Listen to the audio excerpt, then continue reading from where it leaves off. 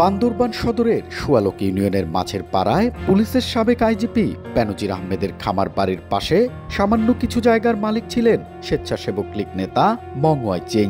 এজন্য সরকারি এক কর্মকর্তার মাধ্যমে বেনজির আহমেদ তার স্ত্রী ও মেয়ের জায়গা দেখাশোনার দায়িত্ব পান তিনি। 8 বছর মতো হবে আমি এখানে ঢুকতে পারে না, আসতে পারে না, ওই জমিগুলো আমার জায়গায়। অভিযোগ উঠেছে কেয়ারটেকারের দায়িত্ব নেয়ার পর থেকে পাল্টে যায় তার ভাগ্য।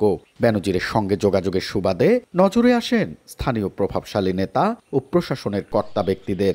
সরকারি বেসরকারি বিভিন্ন দপ্তর থেকে গ্রহণ করেন নানা সুযোগ সুবিধা। শুধু তাই নয়, পুলিশের ভয় দেখিয়ে জোরপূর্বক দখল করে নিয়েছেন অসংখ্য মানুষের জায়গা। বর্তমানে সেখানে গড়ে তুলেছেন বিশাল সেগুন গাছের বাগান, গরুর খামার ও মাছের ঘের। কাঁটাতার দিয়ে ঘিরে রাখায় সেখানে যেতেও পারেন না জায়গার মালিকরা। আর বেনজিরের ভয়ে প্রতিবাদ করতেও সাহস পায়নি ভুক্তভোগীরা।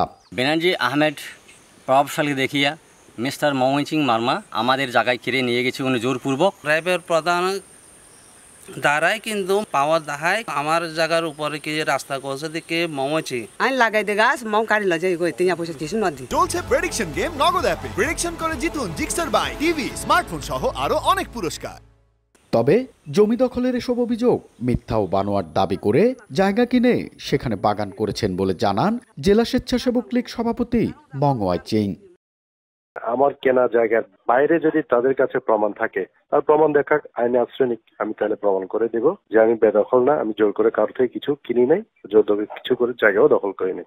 বেনজির ও তার সহযোগীদের বিষয়টি তদন্তাধীন থাকায় দুদকের নির্দেশনা পেলে সে অনুযায়ী ব্যবস্থা নেওয়া হবে বলে জানান জেলা প্রশাসক। যেহেতু দুদক অনুসন্ধান করছে, এই বিষয়টা ওখানের বিচার্য বিষয়, কোন নির্দেশনা আসলে অবশ্যই আমরা সেই বিষয়ে প্রয়োজনীয় পদক্ষেপ নেব। 2016 সালে আমমোক্তার নামার মাধ্যমে বেনজির আহমেদ তার স্ত্রী ও মেয়ের জায়গার দেখাশোনার দায়িত্ব নেন মংওয়াই চেং। এন এ জাকির, সময় সংবাদ, বান্দরবান।